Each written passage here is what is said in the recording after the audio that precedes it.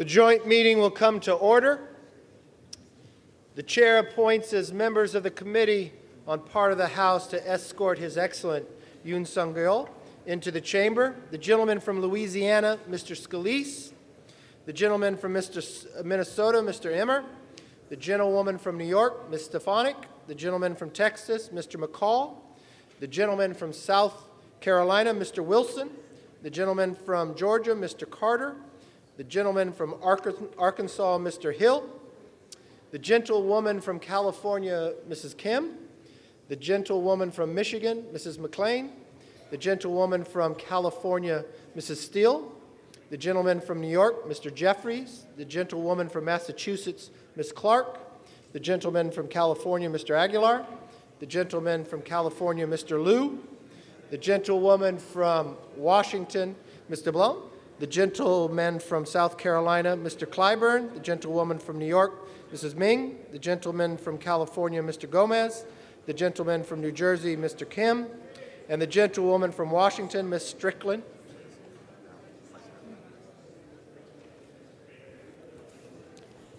The President of the Senate, at the direction of that body, appoints the following senators as members of the Committee on the part of the United States Senate to escort His Excellency Yoon Suk Yeol, President of the Republic of Korea, into the House chamber. The Senator from Illinois, Mr. Durbin. The Senator from Minnesota, Ms. Klobuchar. The Senator from Wisconsin, Ms. Baldwin.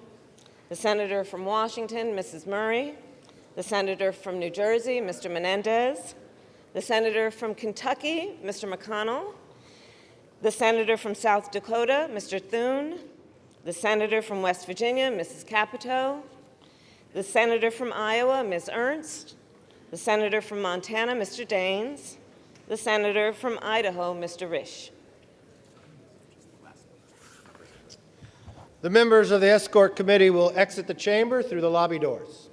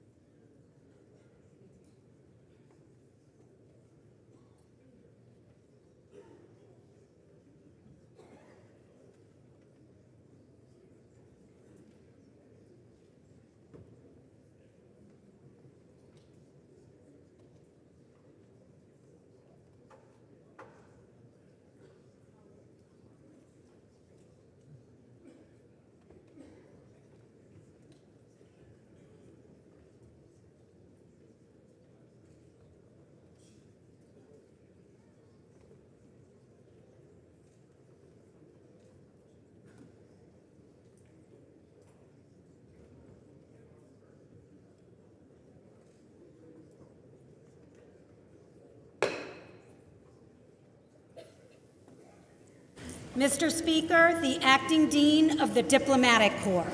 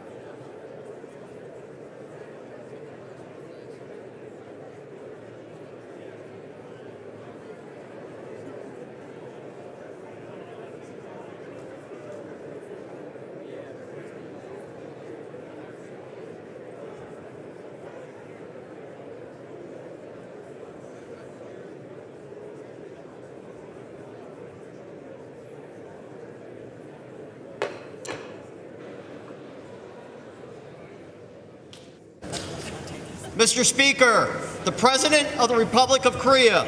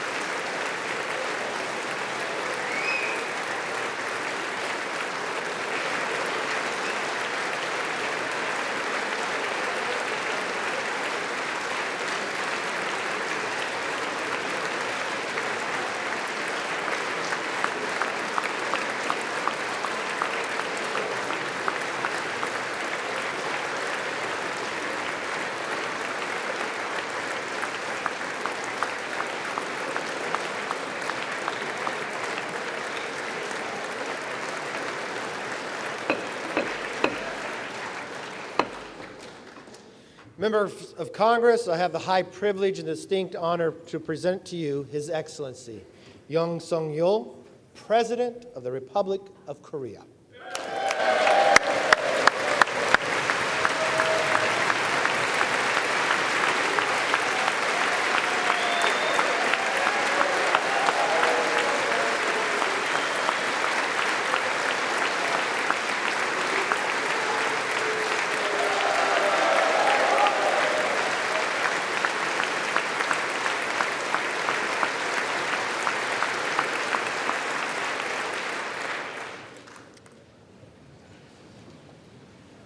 Mr. Speaker, Madam Vice President, honorable members of the United States Congress, distinguished guests, ladies and gentlemen, dear citizens of America, a new nation conceived in liberty and dedicated to the proposition that all men are created equal.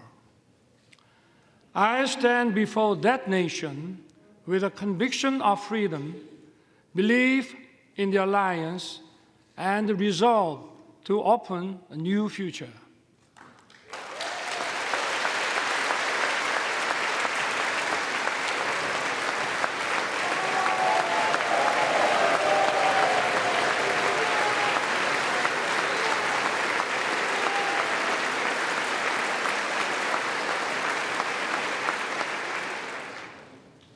For 234 years, a Congress has been the symbol of freedom and democracy.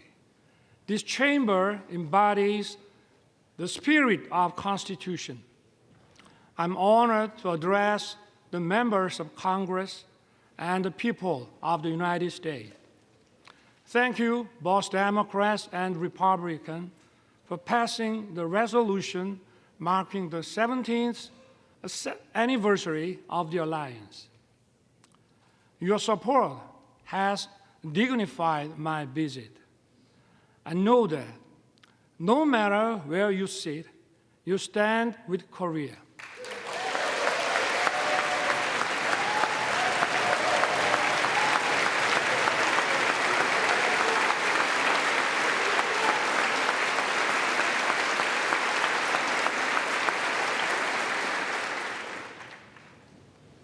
Over the past century, we have faced many threats, but the U.S. has always led the world in defense of freedom. Imperial nations fought for colonies, and humanity greatly suffered from the two world wars. America righteously stepped in to defend freedom, but it was not without cost. We remember the leadership of General MacArthur and Admiral Nimitz. But more than 100,000 American men and women perished in the Pacific War. Their sacrifice was not in vain.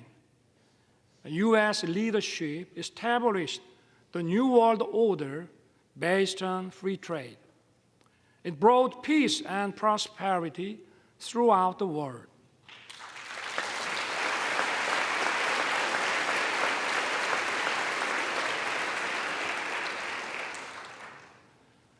But prosperity was limited to free market economies where communist totalitarian nations did not participate.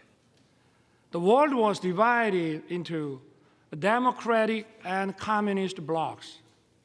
In 1950, the Korean Peninsula was on the front line. The Soviet Union helped to rearm North Korea. North Korea's surprise attack threatened the peace on the Korean Peninsula and Asia. Korea's freedom and democracy were on the brink. At that decisive moment, the U.S. did not look the other way. Korean and American soldiers stood shoulder to shoulder and fought bravely. Tales of our heroes were written. General MacArthur caught the enemy off guard with the landing of Incheon and turned the tides of the war. Operation Chromite was one of the greatest decisions ever made in the history of war. The U.S. 1st Marine Division miraculously broke through a wave of 120,000 Chinese troops at the Battle of Lake Changjin.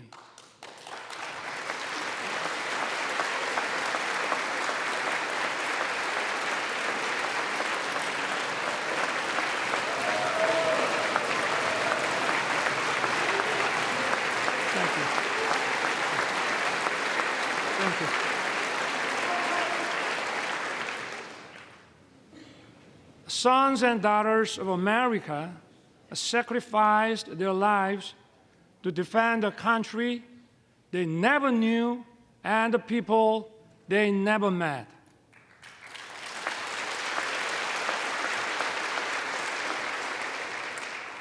In the Battle of Lake Changjin alone, 4,500 American service members lost their lives. Over the course of the war, almost 37,000 U.S. soldiers fell. The late Colonel William Weber fought in the battle for Hill 3 to 4 in Wonju. He lost his right arm and leg.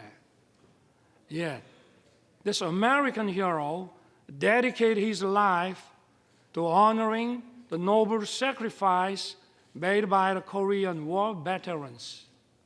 Today, we are honored to have his granddaughter, Ms. Jane Weber, with us. Ms. Weber, would you stand up, please?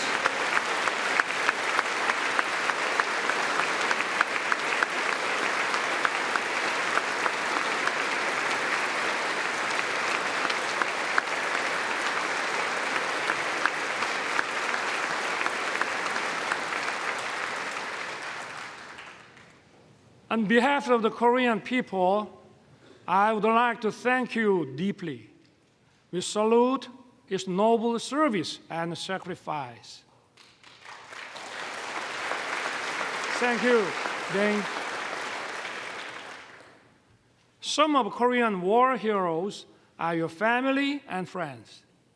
The late John Conyers Jr., Sam Johnson, and Howard Coble were veteran congressmen who promoted freedom and democracy. The former Representative Charles Rangel has been a strong supporter of the alliance. Korea will never forget the great American heroes who fought with us to defend freedom.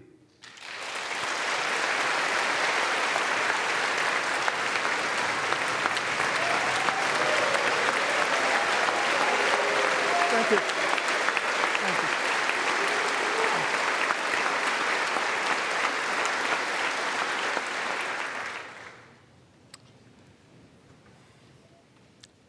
I take this opportunity to pay tribute to all the Korean War veterans and their families.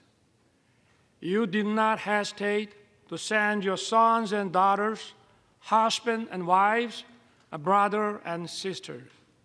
You answered the call to defend the freedom of a country across the Pacific. I thank the U.S. and its people for honoring the Korean War as a proud legacy. Thank you also for treating the veterans with honor and respect.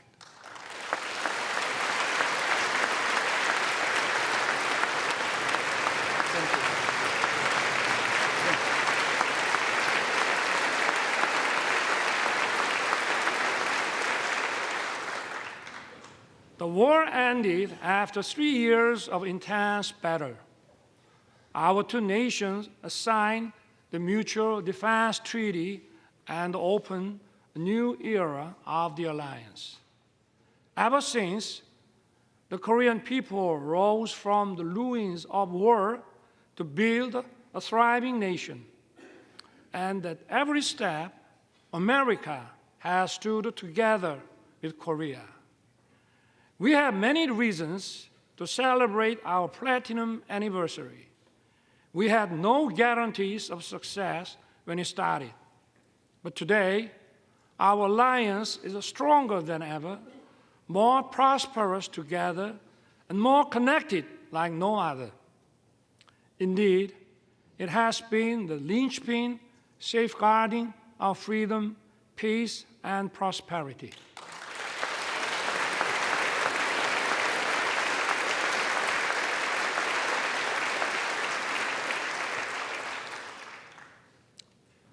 Once a recipient of aid, Korea is the only nation in modern history to become a donor.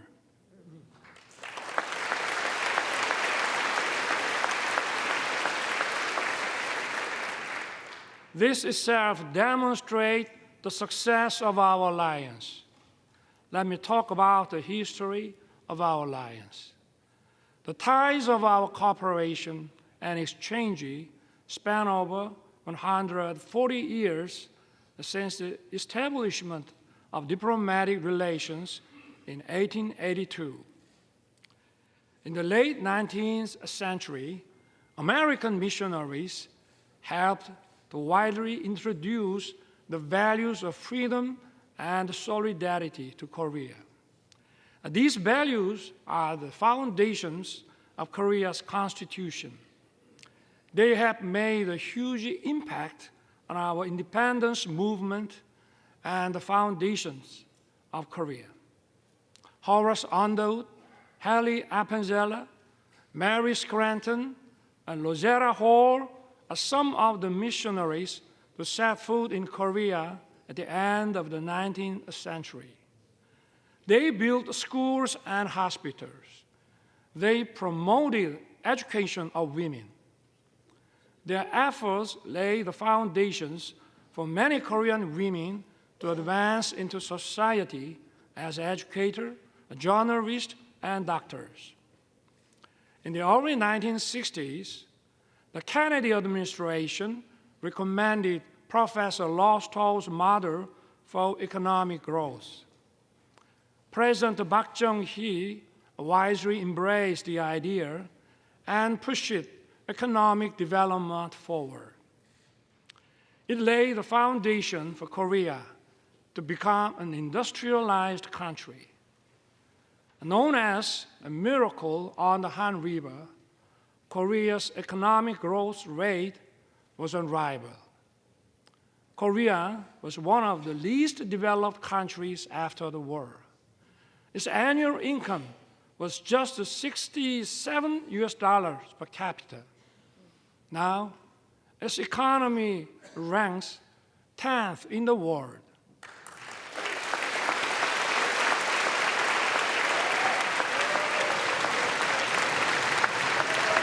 Thank you.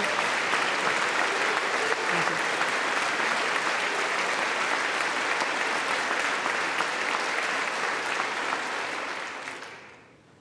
Seoul was once reduced to ashes. Now, it is one of the world's most vibrant digital cities. Busan was once flooded with war refugees. Now, it is the world's second largest port city in terms of transshipment volume. It is also bidding to host the World Expo 2030. Korea is winning the hearts of global citizens. It is dynamic, freedom is thriving, and democracy is robust.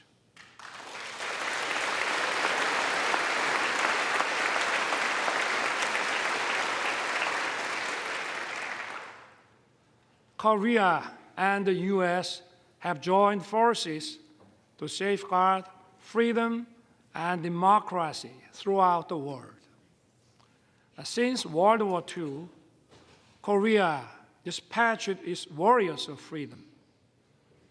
We fought side by side with the US in Afghanistan, Iraq, and others.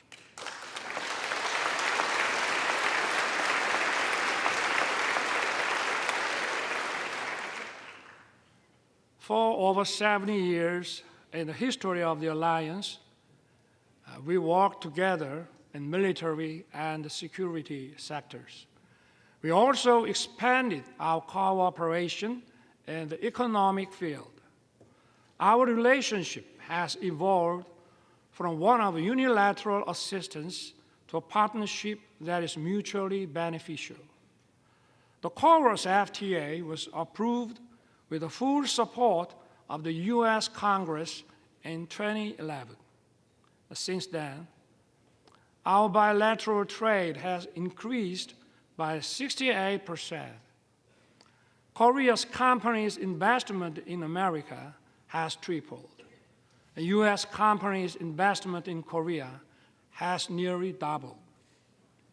Korean companies are contributing to vitalize the US economy.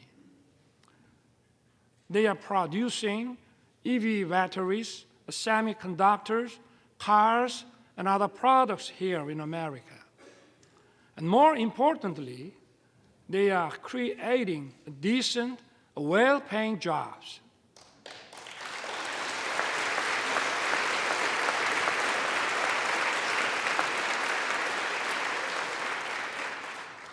Take Austin, Texas. Samsung's semiconductor plant has created nearly 10,000 jobs as of 2020.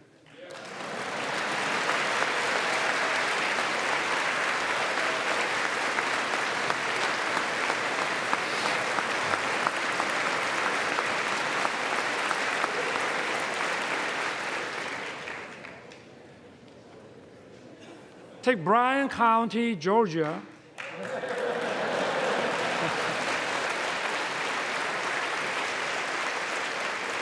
Hyundai's EV and battery plants is expected to be operational by late 2024. It will produce 300,000 electric vehicles every year. It will employ thousands of Americans.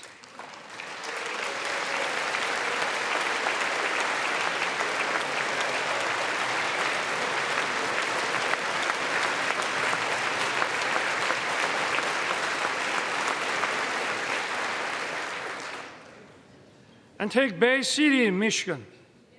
It is a home to SK Chiltern CSS, where President Biden visited. It is an example of Korean and American companies merging to achieve even greater growth.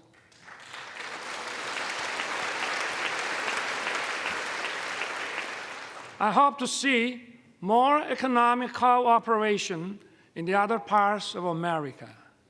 In this regard, I count on your keen interest and support. My friends, years of active cultural and people-to-people exchange have deepened our friendship. This year also marks the 120th anniversary of Korean immigration to the U.S. Early Korean immigrants arrived as workers on the sugarcane plantation in Hawaii. Since then, Korean Americans have made their way into many parts of the American society. They have played an important role of fostering close friendship and writing the history of our alliance.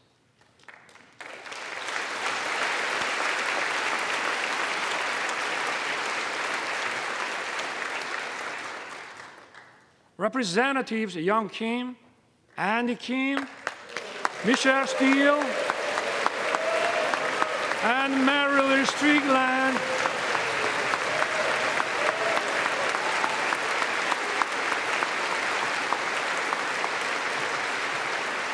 are here with us.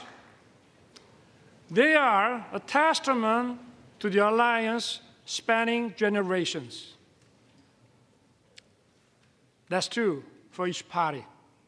It is a relief that you are evenly praised across the aisle.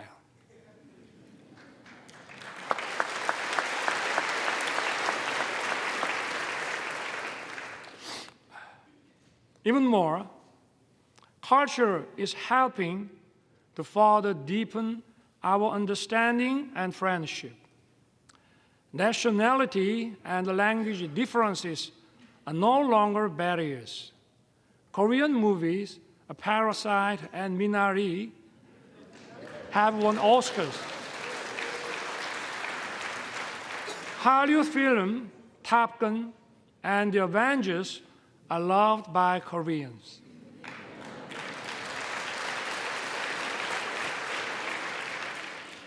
I also love Top Gun and Maverick and the Mission Impossible.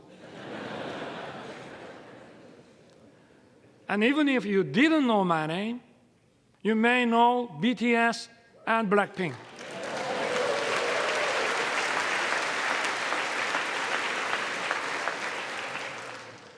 BTS beat me to the White House, but I beat them to Capitol Hill.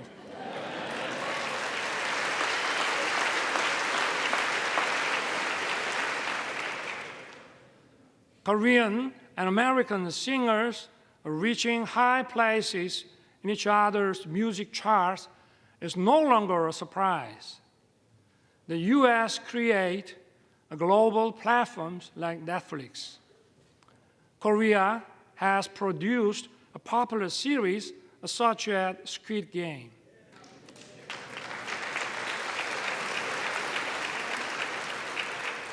We are creating a new pattern of synergy.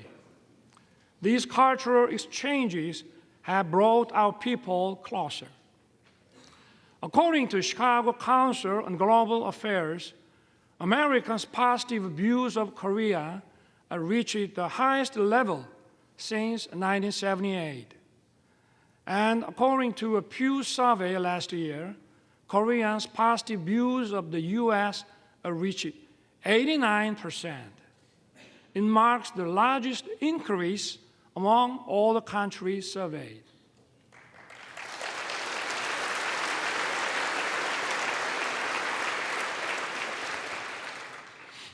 Korea and the U.S.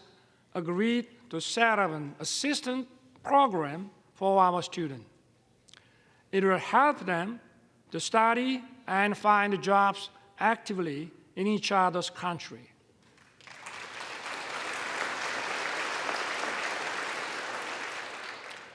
Honorable members of Congress, I have 2 careers in my life.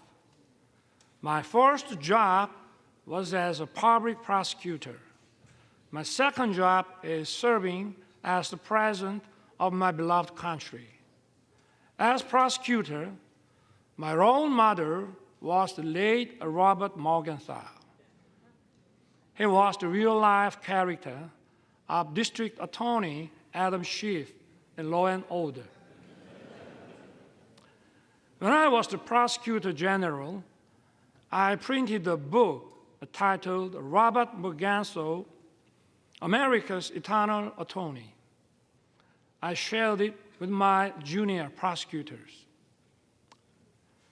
In the preface, I included the phrase, an attorney who is silent in the face of great evil will not even stop pickpockets in the neighborhood. Today, our democracy is at risk. Democracy is a community's political decision-making system to protect freedom and human rights. Such decision-making must be based on truth and freely formed public opinion.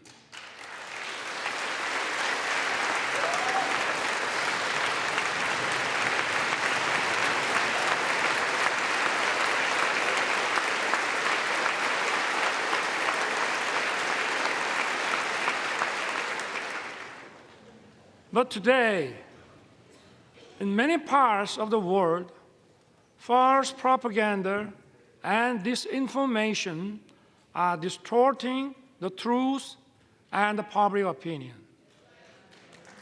They are threatening democracy.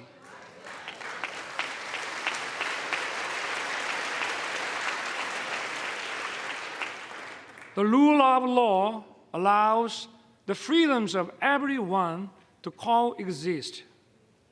It is upheld by parliamentary democracy. False propaganda and disinformation corrupt intellectualism. They threaten democracy and the rule of law.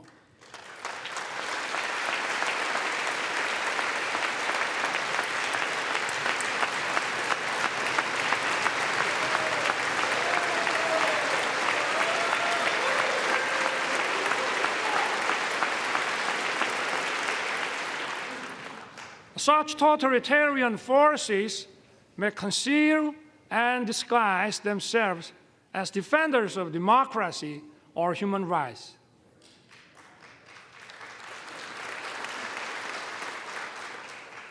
But in reality, they deny freedom and democracy.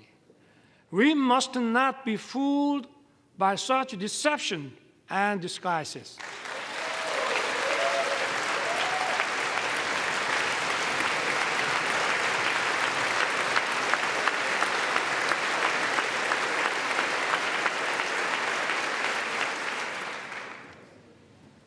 We have for so long protected democracy and the rule of law with our blood and sweat. We must work together and fight the forces of falsehood and deception that seek to destroy democracy and the rule of law.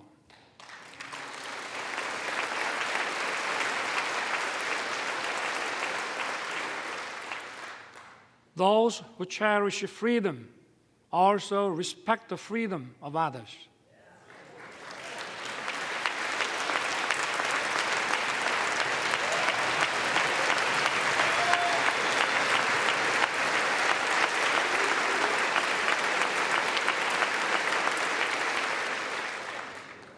Thus, freedom brings peace. Peace, in turn, safeguards freedom. Freedom and peace are sources of creativity and innovation. They bring prosperity and abundance.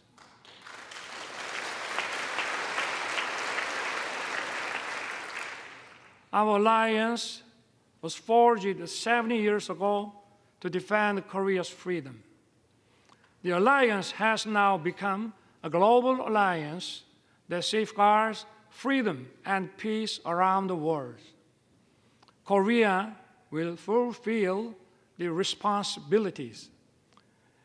It will play its part that matches its economic capacity.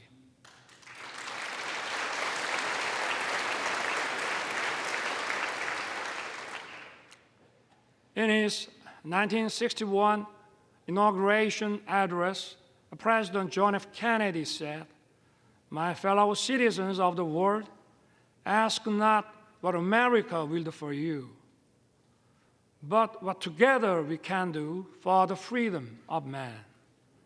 Korea will stand in solidarity with the international community. We will do what it can for the freedom of humanity."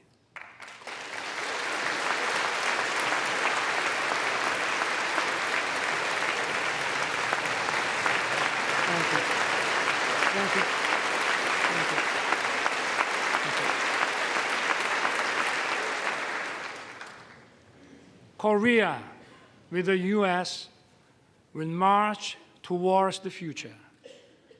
As I took office last year, I pledged to rebuild Korea, a nation belonging to the people, rooted in freedom, democracy, and market economy, a nation that the people can be truly proud of as it fulfills its role as a responsible member of the international community. Together with the U.S., Korea will play the role as a compass for freedom. It will safeguard and broaden the freedom of citizens of the world.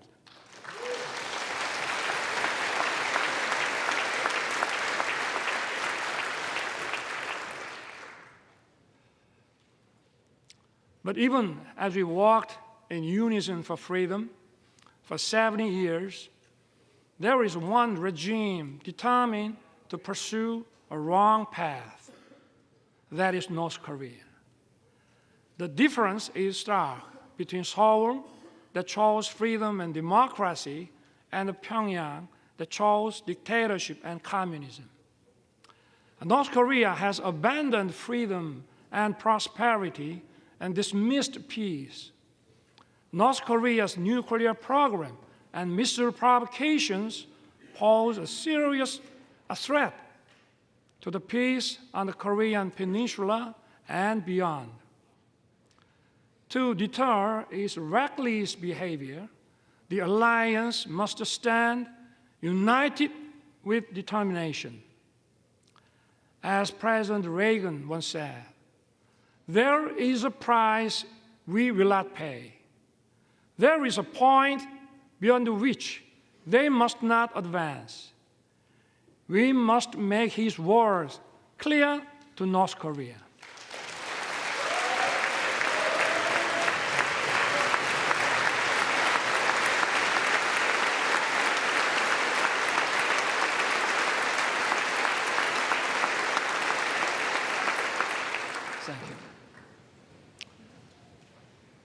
yesterday, President Biden and I agreed to strengthen the U.S. extended deterrence. Along with close Korea-U.S. coordination, we need to speed up Korea, U.S., Japan trilateral security cooperation to counter increasing North Korean nuclear threat.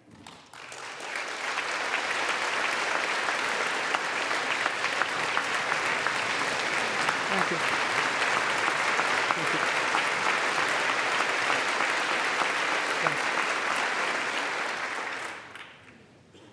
My government will respond firmly to provocations, but at the same time, we will keep the door open for dialogue on North Korea's denuclearization. Last year, I proposed the audacious initiative. It will significantly improve North Korea's economy and livelihood.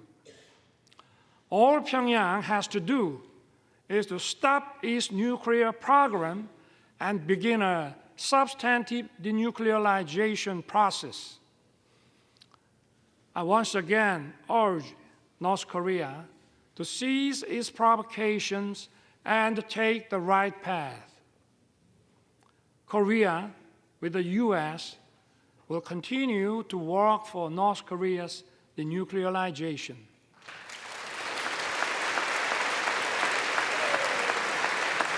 Thank you. Thank you.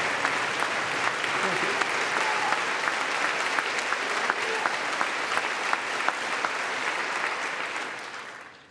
North Korea's obsession with nuclear weapons and missiles is throwing its population into a severe economic crisis and human rights abuses. We must raise global awareness of dire human rights situation in North Korea.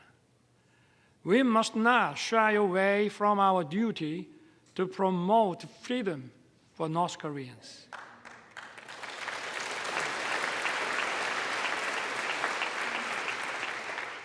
Last month, my government published a report on North Korean human rights. We released it to the public for the first time.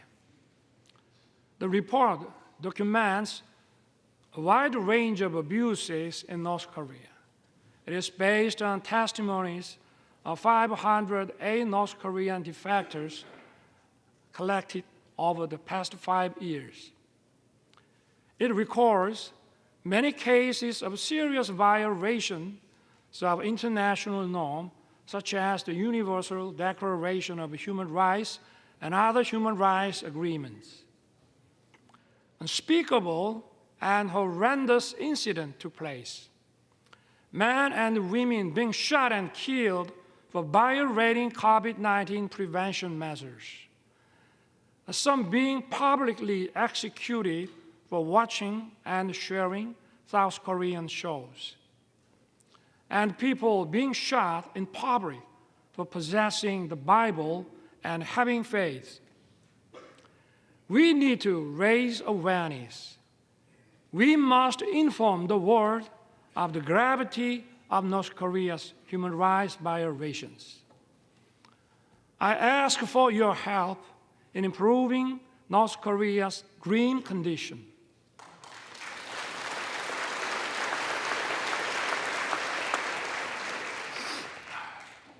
My friend, freedom and democracy are once again under threat.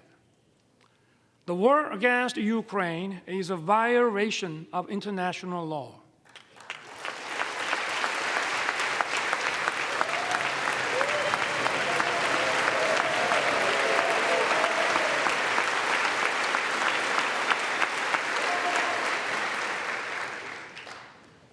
It is an attempt to unilaterally change the status quo with force. Korea strongly condemns the unprovoked armed attack against Ukraine.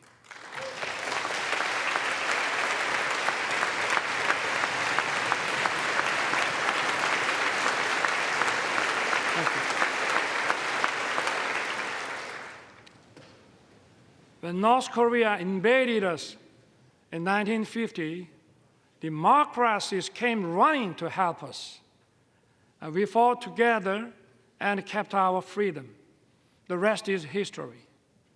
Korea's experience shows us just how important it is for democracies to uphold solidarity. Korea will stand in solidarity with the free world. We will actively work to safeguard the freedom of the people of Ukraine and support their efforts in reconstruction.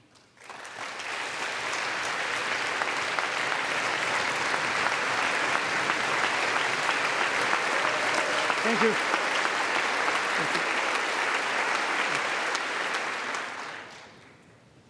Honorable members of Congress, so far, 6 Korean presidents spoke at this important chamber.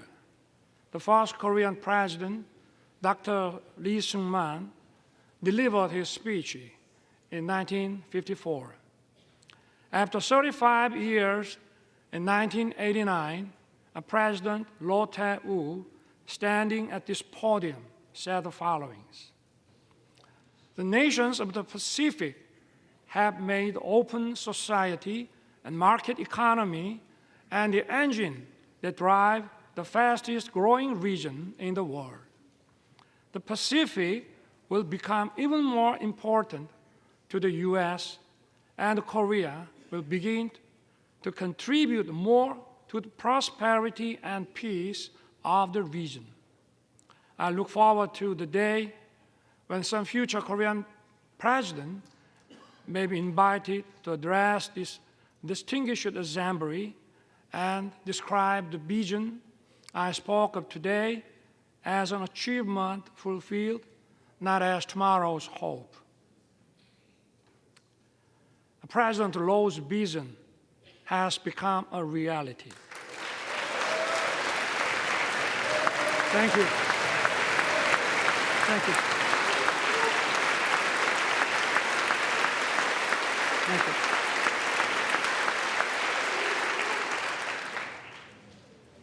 We are currently living in the Indo-Pacific era.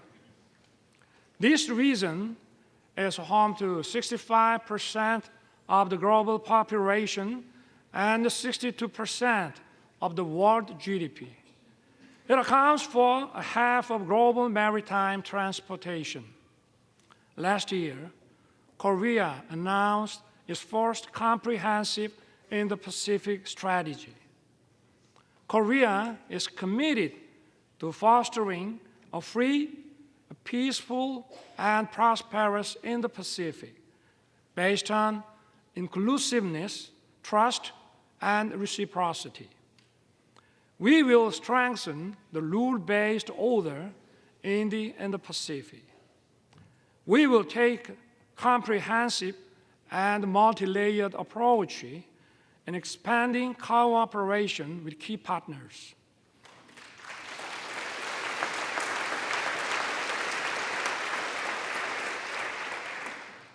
This also means that the stage for the alliance is expanding. Korea used to receive assistance from U.S. aid. It is now sharing its experience with developing countries in partnership with the U.S.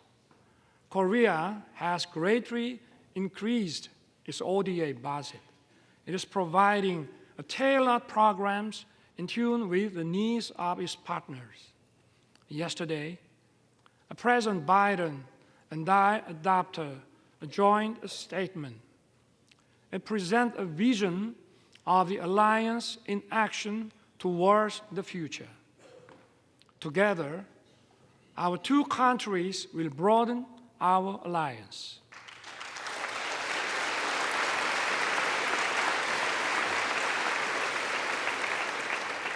Together, we will lead in innovation beyond the security and foreign policy. We will work closely on artificial intelligence, quantum technology, bioscience, and open RAN.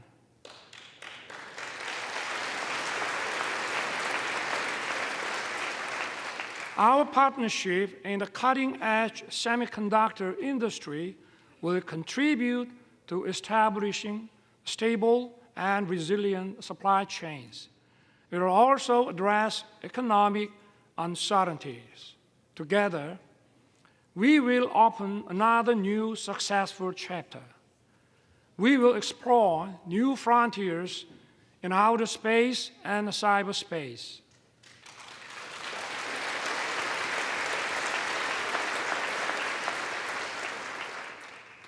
Korea and the US are the world's top technological powers leading innovation and creativity. Together, we will create a great synergy.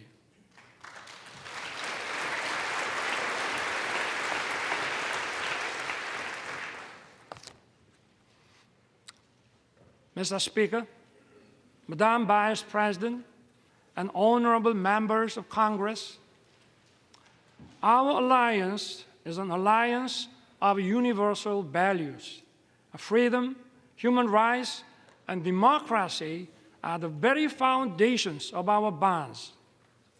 Our alliance is for justice.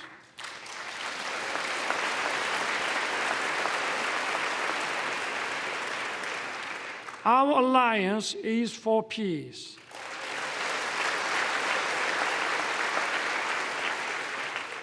Our alliance is for prosperity.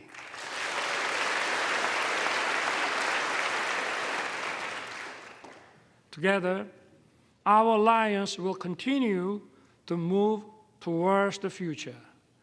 We will build the world of tomorrow that opens endless opportunities for our future generations.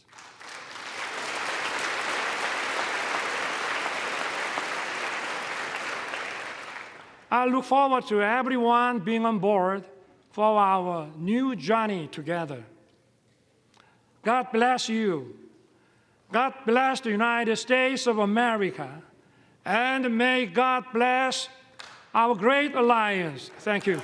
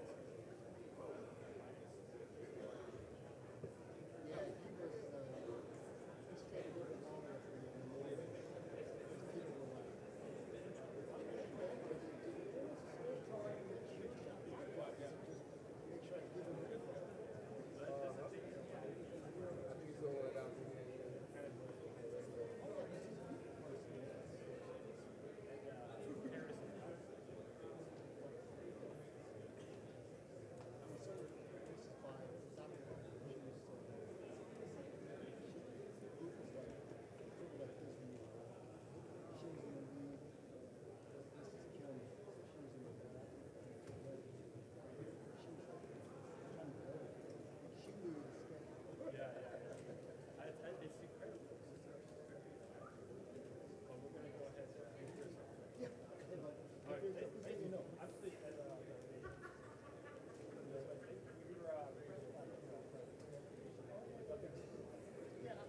send me an email so that your name will be on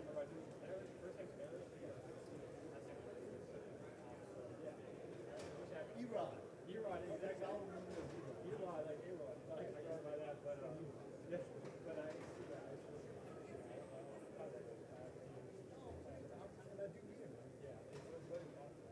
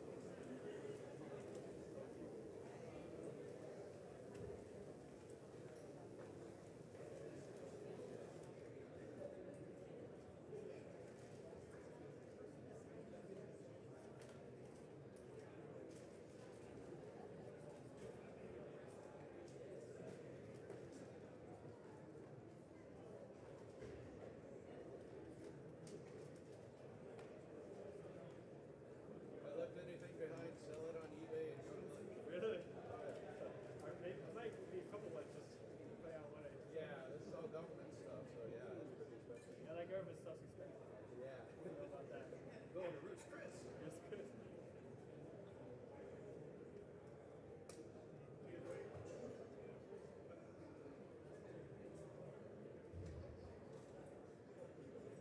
Hi, Sheila. Hi, Sheila.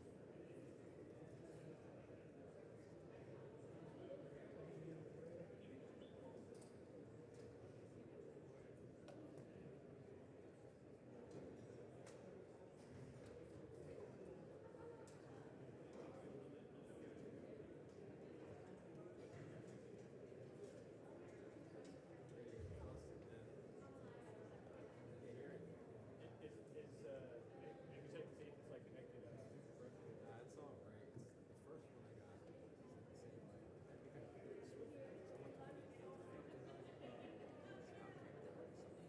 I got was the same way. I think I switched it. You could probably ask for a new one. Maybe do it properly or something. I hear you. Yeah, it's my radio now. I can't hear you.